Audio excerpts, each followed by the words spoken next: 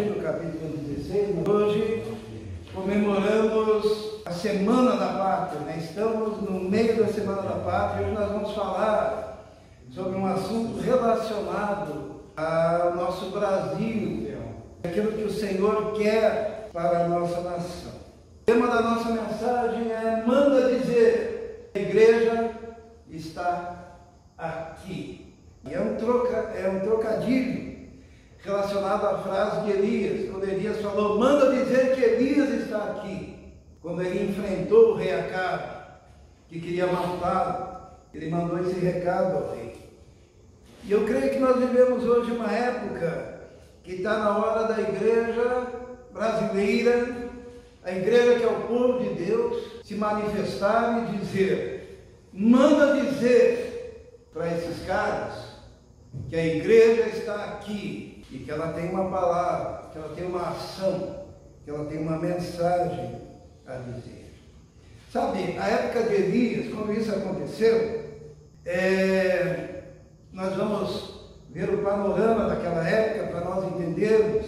A política da época, ela dividia-se em duas facções personalistas. Era Tibni e Omri, que estavam lá lutando para conseguirem ser reis. Um deles seria rei sobre o povo. E eram esses dois. E houve uma disparidade de forças. E o pior venceu. E reinou por 12 anos. Né?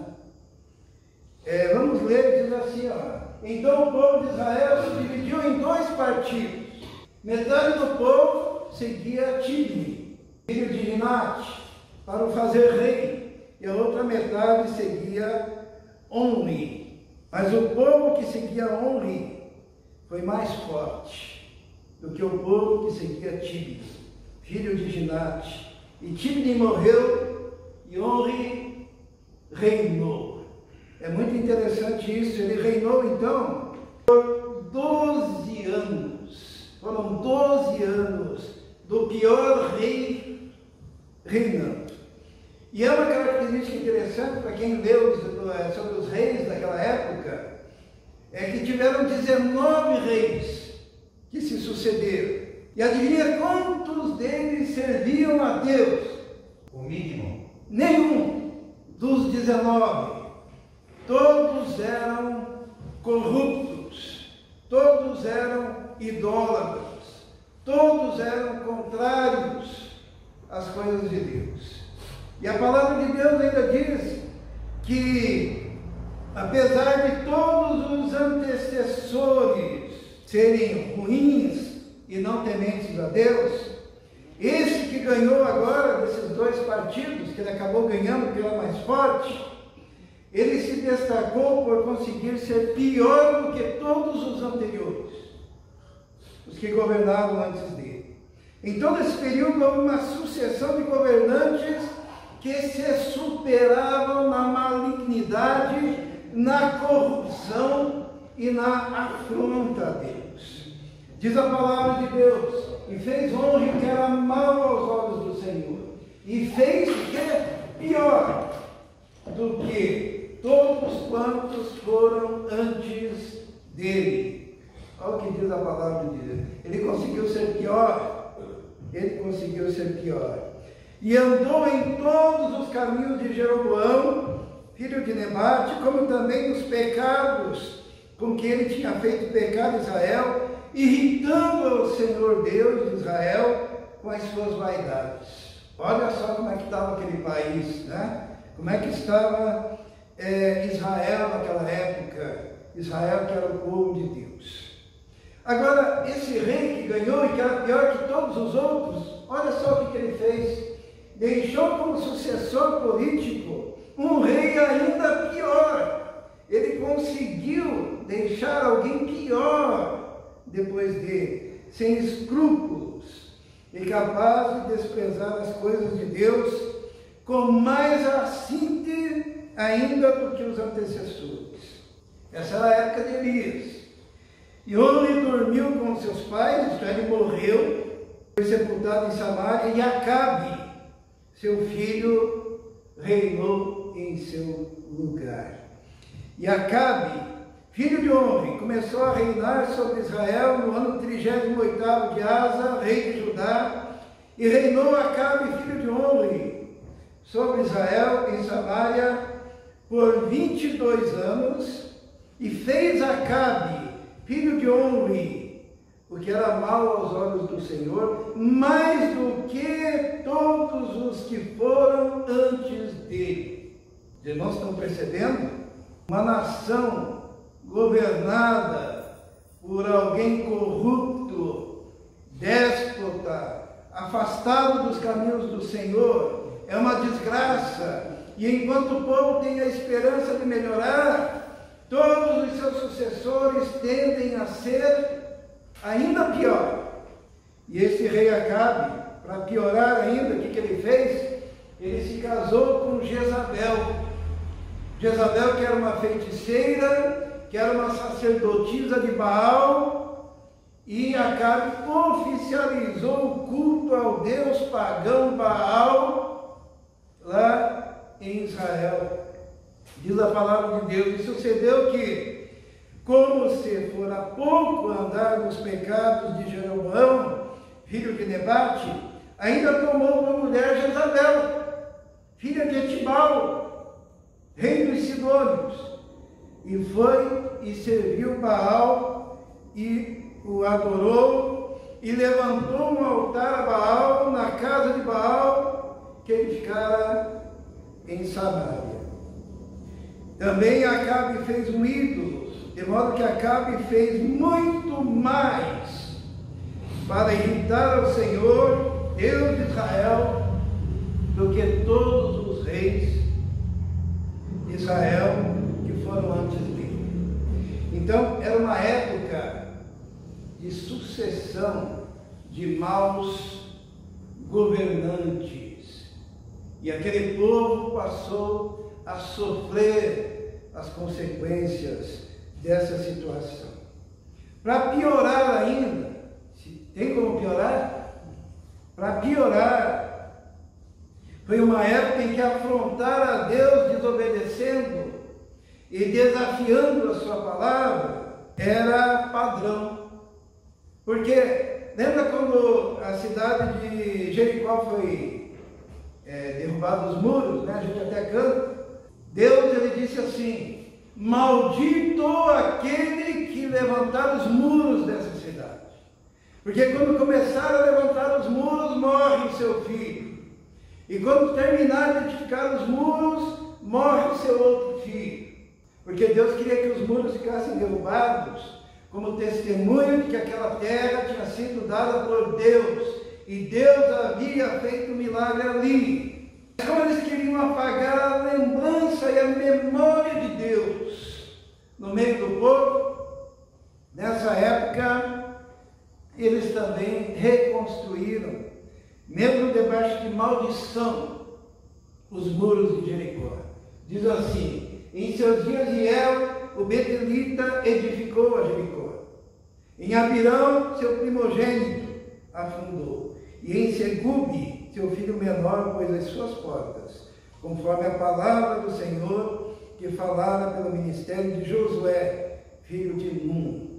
Quando diz que em Abirão, seu primogênito, ali em algumas versões aparece bem claro, com a morte do seu primogênito.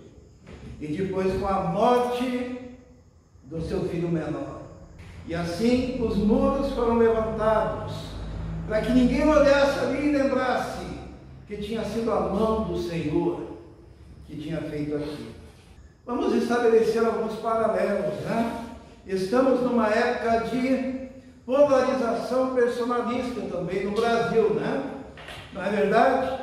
Temos praticamente 2 partidos, né? Vivemos uma época também de sucessão de maus governantes, ateus, adeptos do materialismo dialético. Durante os últimos 30 anos, o socialismo, o comunismo, o ateísmo invadiu as nossas escolas, invadiu a cabeça dos nossos teólogos, invadiu muitas igrejas e as consequências vieram sobre o nosso povo. Sempre o sucessor sendo pior que o antecessor. E mesmo dizendo que ser um Estado laico, eles colocavam diversas pautas contra a Igreja do Senhor. Eles estabeleceram leis afrontosas aqui no Brasil, desagradando a Deus também, edificando coisas que atraem maldição sobre o povo.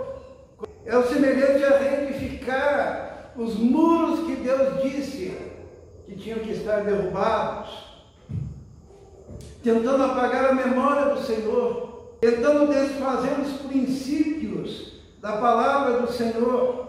Nisso somos muito semelhantes. Vivemos um ministério pastoral e profético no Brasil deplorável, com homens submissos a um estado de coisas corrupto e sem sentido. Nós já vamos ver isso. Profetas apenas para tempos de paz, profetas irrelevantes para tempos de crise. É muita gente pregando, vai dar tudo certo, paz, paz, segurança, está tudo tranquilo, bênção, bênção, bênção. E daí quando vem uma pandemia, quando vem uma crise institucional, quando vem um momento que nós estamos quase à beira de uma guerra civil, quando nós somos amordaçados pelo Estado, esses profetas não têm mensagem, não sabem o que dizer, rasgando a Constituição brasileira, quando na verdade deveriam estar falando, assim diz o Senhor, e tendo uma mensagem de Deus para essa época que vivemos.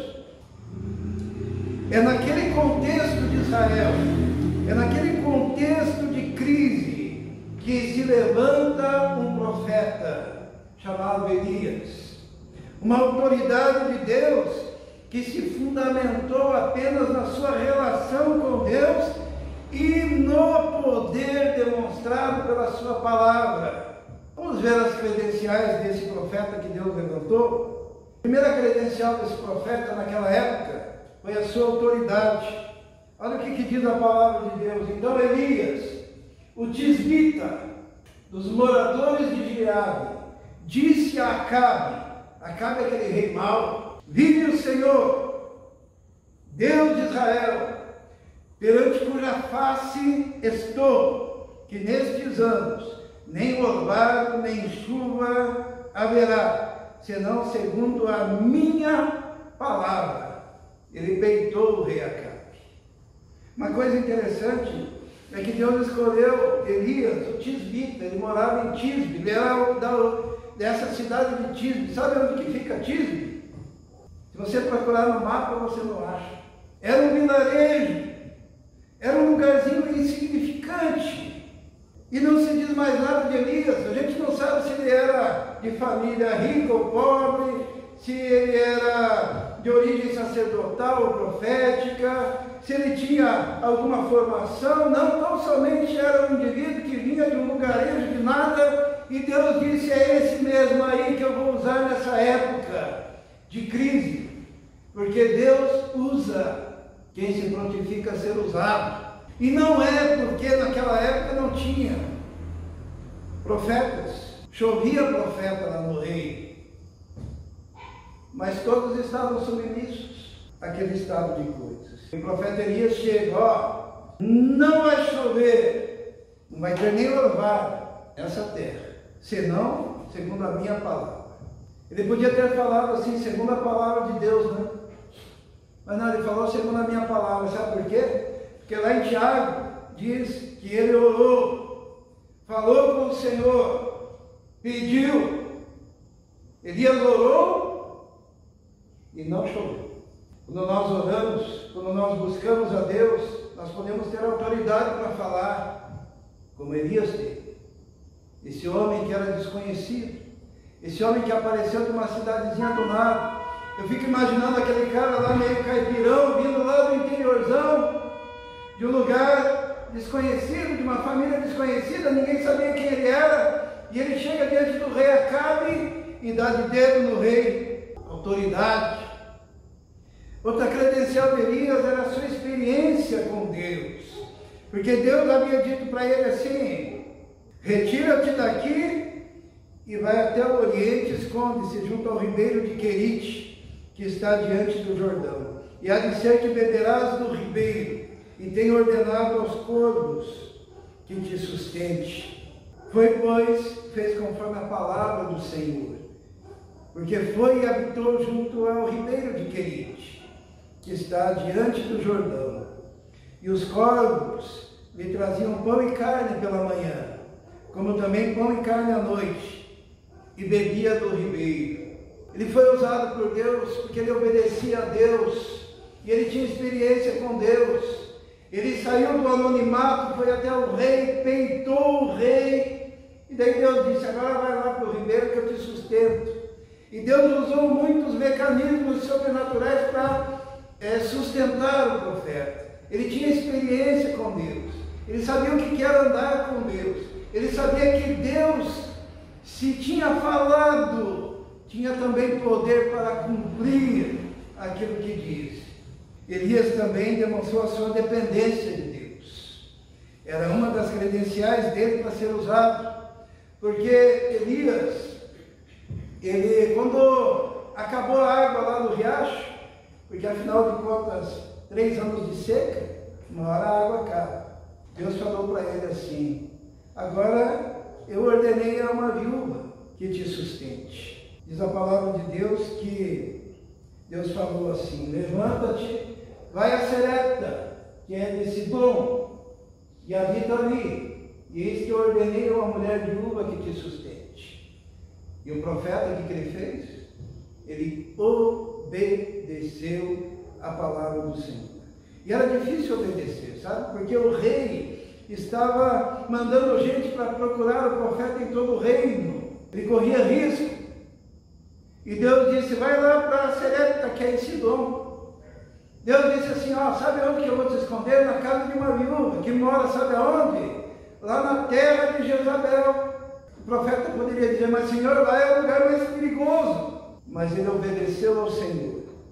E ele foi sustentado, então, naquele período, por uma viúva. Ele tinha experiência com Deus, ele obedecia a palavra de Deus, ele tinha autoridade, porque ele tinha relacionamento real com Deus, e por isso ele poderia chegar diante de um rei como Acabe, um rei maligno, e confrontar. Um homem que trazia em sua vida uma experiência intensa de intimidade com Deus, e que nos dá como igreja o exemplo e os parâmetros de como agir frente aos desmandos de uma política déspota, corrupta e autoritária. Para nós imitarmos o profeta, o que nós devemos fazer? A primeira coisa é a reafirmação da autoridade suprema da palavra de Deus. Eu gosto dessa frase aqui, que suprema é a palavra de Deus. Supremo não são os homens. Supremo não são as instituições. Suprema é a palavra de Deus. E Elias vivia debaixo da autoridade da palavra de Deus, e não importava o que os homens falassem, a tal ponto que a seca, o desabastecimento, a crise hídrica, ele entendia que estava relacionada ao decreto de Deus. Deus tinha falado, e assim seria. Diz a palavra de Deus: e sucedeu que depois de muitos dias a palavra do Senhor veio a Elias no 3º ano, dizendo: vai, apresenta-te a Acabe, porque darei chuva sobre a terra. E Elias, sempre na sua vida, obedecia a palavra de Deus. Ele obedeceu a palavra de Deus quando Deus disse: vai ao rei. Ele era um desconhecido e confronta o rei. Ele obedeceu a palavra de Deus quando Deus falou: vai ao ribeiro. E ele foi lá ao ribeiro. Ele obedeceu a palavra de Deus quando Deus falou: agora vai a Sidom, cidade de Jezabel. E ele foi até lá. Ele obedeceu quando Deus disse: agora permita que essa viúva te sustente. E ele foi até a casa da viúva e permitiu. E depois agora Deus fala: agora volta lá, depois de 3 anos, e confronta o rei de novo. E ele foi lá e confrontou o rei. Sabe, a gente está precisando de uma igreja assim, uma igreja de obediência, uma igreja que coloque como prioridade a palavra do Senhor. Me chama muita atenção o fato de que Elias era um homem desconhecido, um homem pobre, um homem de uma cidadezinha insignificante, que Deus chamou, mas que estava disposto a obedecer a Deus. Hoje nós vivemos uma época que os pastores viraram estrelas, né? Os pastores estão querendo holofotes, os pastores estão querendo ser vistos, e o povo olha aquele pastor cheio de luzes em volta e esquece o que significa a palavra ministério. Quando o apóstolo Paulo viu que na igreja de Corinto havia uma briga de quem era o maior, né? Se era Paulo, se era Apolo, se era Cefas, né? Quem seria o maior? O apóstolo Paulo lhe disse para aquela igreja que os homens, o que ele falou? Que os homens nos considerem como ministros de Cristo. E essa palavra ministro, ela é bem significativa, pastor. Poderia ser usada 3 palavras no grego. A primeira palavra seria a palavra servo, que os homens nos considerem servos. Mas Paulo não usou essa. Paulo podia ter usado a outra palavra, que os homens nos considerem escravos de Cristo. Mas ele não usou essa. Ele usou uma terceira palavra. O que tem abaixo do escravo, pastor? Ele usou uma palavra que está abaixo da palavra escravo, que seria uma palavra que era direcionada àquele escravo que tinha uma pena de morte sobre a sua cabeça, mas antes de morrer ele tinha que cumprir uma missão ainda. Seria aquele indivíduo que, sendo escravo, estava caminhando para a morte, mas antes de morrer tinha que trabalhar duramente para depois ser morto pelo seu Senhor. Foi essa palavra que Paulo usou para descrever o que é o ministério, para descrever o que é o pastoreio, para descrever o que é andar na presença de Deus. Andar na presença de Deus é estar preparado para ser morto a qualquer momento, independente das circunstâncias e das situações. E não é estrela, mas é servo, escravo caminhando para a morte. E Paulo e Elias, aqui no caso, ele se comportou assim. Obediência. Segunda coisa que nós vemos na vida de Elias, que serve para a igreja, é a reafirmação da relevância da presença da igreja no mundo. A igreja no mundo tem que ser relevante. Quando Deus mandou Elias voltar ao rei, todo mundo estava procurando Elias, mas ele foi ao encontro do rei. E ele se encontrou com o mordomo do rei e disse assim: Obadias, fale lá para o seu senhor que Elias está aqui. E Obadias falou assim: olha, está todo mundo te procurando. Quando eu falar ao rei, ele não vai acreditar, ele vai acabar me matando. E daí o profeta Elias disse: vá lá e diga que Elias está aqui. A presença da igreja no mundo tem que ser assim. Significa o quê? Que a igreja não fique isolada em covas da incredulidade e da subserviência, né? É interessante. Onde estavam os outros profetas? Alguém sabe? Onde será que estavam? Quando houve toda aquela crise, sucessão de maus líderes, de repente Acabe reina, e Acabe é pior que os outros, os demais profetas estavam escondidos. Diz assim a palavra de Deus. E foi Elias apresentar-se a Acabe, e a fome era extrema, o povo estava sofrendo. Foi uma época em que os homens de Deus estavam acovardados em isolamento social, patrocinado pelo Estado. Sabe que tipo de isolamento social? Em cavernas. O povo estava com fome e os profetas escondidos sendo alimentados com a comida do palácio. Acabe chamou Obadias, que era um mordomo, e Obadias temia muito o Senhor, porque sucedeu que, destruindo Jezabel, os profetas do Senhor, Obadias tomou 100 profetas e de 50 em 50 os escondeu numa cova e os sustentou a pão e água. Os irmãos estão vendo o contraste?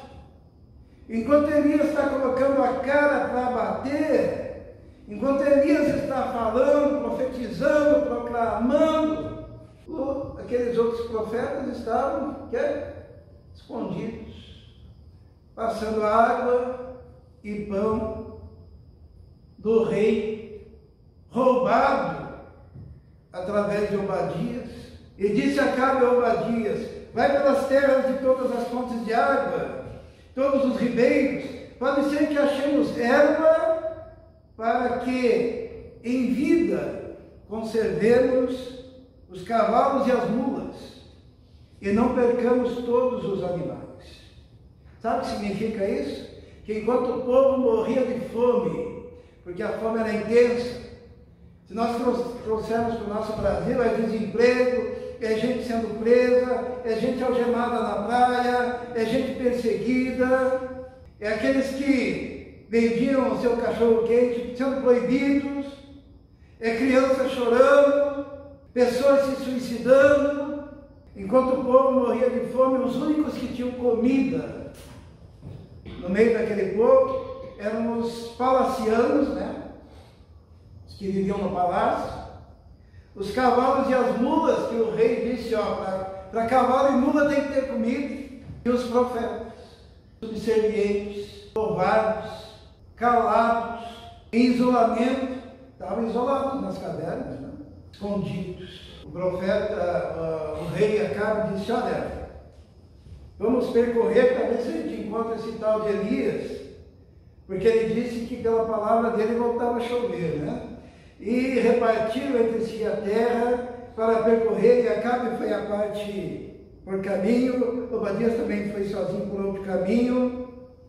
Estando, pois, Obadias já em caminho, eis que Elias o encontrou. E Obadias, reconhecendo, prostrou-se sobre o seu rosto e disse: és tu, o meu senhor Elias? E disse-lhe ele: sou eu. Vai e dize ao teu senhor: eis que Elias está aqui. Porém ele disse: em que pequei para que me entregues a teu servo na mão de Acabe, para que me mate? Vive o Senhor teu Deus, que não houve nação nem reino aonde o meu Senhor não mandasse em busca de ti, e dizendo eles: aqui não está, então fazia jurar os reinos e nações que não te haviam achado. E agora dizes tu: vai, dize a teu Senhor, eis que Elias está aqui. E poderia ser que, apartando-me de ti, o Espírito do Senhor me tomasse, não sei para onde, e vindo eu a dar as boas novas a Acabe, e não te achando, ele me mataria. Porém eu, teu servo, temo o Senhor desde a minha mocidade. Porventura não disseram a meu Senhor o que fiz, quando Jezabel matava os profetas do Senhor, como escondi 100 homens dos profetas do Senhor, 50 em 50 numa cova, e os sustentei a pão e água. E agora tu dizes: vai, dize a teu Senhor, eis que Elias está aqui. Ele me mataria. E disse Elias: vive o Senhor dos exércitos, cuja face estou, que deveras hoje me apresentarei a ele. Então Obadias foi encontrar-se com Acabe, lhe anunciou, e foi Acabe encontrar-se com Elias. E sucedeu que, vendo Acabe a Elias, disse: és tu o perturbador de Israel? Então disse ele: eu não tenho perturbado Israel, mas tu e a casa do teu pai, porque deixaste os mandamentos do Senhor e seguistes a Baal. Quando há esse encontro, o rei quis dar de dedo no profeta Elias, e disse: você é o perturbador de Israel. E Elias olhou para o rei e disse: és tu que és perturbador, porque abandonou os caminhos do Senhor, abandonou os mandamentos do Senhor e seguiu aos deuses. Será que nós temos visto isso? Sabe, me dói muito ver a subserviência, gente escondida, gente fugindo, gente se calando, gente com medo, obedientes. Existem alguns parâmetros que nós podemos seguir, mas a igreja tem que ter uma mensagem, e a igreja tem que anunciar o pecado da sua liderança política também, como fez Elias. O último exemplo que Elias nos deixa como igreja é a necessidade da reafirmação dos parâmetros que regem a boa prática do comportamento do povo de Deus no mundo. Restaurar a igreja a sua mensagem. É interessante, o profeta Elias, ele faz uma proposta, ele diz assim: agora, pois, manda reunir-se a mim todo Israel, falou isso para o rei, no Monte Carmelo, como também os 450 profetas de Baal e os 400 profetas de Assera, que comem da mesa de Jezabel. Então Acabe convocou todos os filhos de Israel e reuniu os profetas no Monte Carmelo. E a mensagem do profeta Elias para o povo foi essa, que serve para nós hoje em dia. Então Elias chegou a todo o povo e disse: até quando cocheareis entre dois pensamentos? Se o Senhor é Deus, seguiu, e se Baal, seguiu. Porém o povo nada lhe respondeu. Sabe o que significa a palavra Baal? A palavra Baal significa Senhor. E o nosso Deus ele é chamado de quê? De Senhor. Porque havia uma confusão na cabeça do povo. Quando eles falavam Senhor, eles não sabiam se estavam se referindo a Baal ou se estavam se referindo ao Senhor Deus de Israel. Havia uma mudança conceitual na cabeça do povo. E aquilo que parecia ser uma coisa era outra, e aquilo que parecia ser outra era a primeira. Havia uma confusão de entendimento, como acontece também nos dias de hoje. Muitas pessoas pensando que estão servindo ao Senhor, Deus de Israel, e servindo a outro Senhor, porque nem todo que diz Senhor, Senhor, entrará no reino de Deus. Essa confusão a gente chama de ressignificação das palavras, mas se muda o termo para ficar um termo mais bonito. Cristão, de fato, é aquele que tem um encontro pessoal com Jesus, que não anda na idolatria. Por isso é impossível dar as mãos ao idólatra, que não consulta os demônios achando que está consultando espíritos dos mortos. Não podemos ter comunhão. É água e ódio. Deus separou um povo e o santificou. E esse povo, ele tem que se firmar. Nós temos até aqui as 5 solas da reforma protestante. Se a gente gravar essas 5 condições, dificilmente vamos cometer erros. Que é somente a fé, somente a Escritura, somente Cristo, somente a graça e somente glória a Deus. Porque se a gente acrescentar alguma coisa à fé, já destruímos tudo. Se nós acrescentarmos alguma coisa às Escrituras, às vezes as pessoas pegam livros de profetas humanos, de fora da Bíblia Sagrada, já destruiu tudo. Ou acrescentar alguma coisa a Cristo, tem que aceitar Cristo e mais algo, destruiu tudo. Algo além da graça, destruiu tudo. E glórias aos homens, destruiu tudo. O profeta Elias, ele nos orienta que o povo de Deus não pode ficar cocheando entre dois pensamentos. O que é cochear? Não sei se todos conhecem essa palavra, né? O que é o coxo mesmo? É o manco. Cochear entre dois pensamentos é estar manquejando entre dois pensamentos, entre duas situações. E o povo de Deus é um povo que só tem um norte, uma palavra, um caminho que deve seguir. A igreja precisa reafirmar a supremacia da palavra de Deus. A igreja precisa retomar uma condição de relevância no mundo, tanto para tempos de guerra, quanto para tempos de paz. Os irmãos sabiam que a mensagem pregada nos dias de hoje, ela se encaixa muito bem para os tempos de paz, mas é um lixo para os tempos de guerra, porque só quer se mostrar as coisas boas. A igreja precisa jogar no lixo todo entulho teológico produzido no presente século por falsos pastores e líderes que invadiram os púlpitos da igreja em busca de prestígio e riqueza. Esqueceram que nós, pastores, somos não servos deles, não escravos apenas, mas aqueles escravos estão caminhando para a morte, porque mesmo que diante da morte temos como missão falar do Senhor Jesus. A igreja atualmente precisa de novos Elias. Sabe que para você ser um novo Elias, você pode ser lá num lugar bem desconhecido, como Elias mesmo. Você pode ser a pessoa mais simples e com menos conhecimento e que não tem nenhum diploma assim na parede. Mas você tem que ter um compromisso de vida, uma experiência de vida com o Senhor Jesus.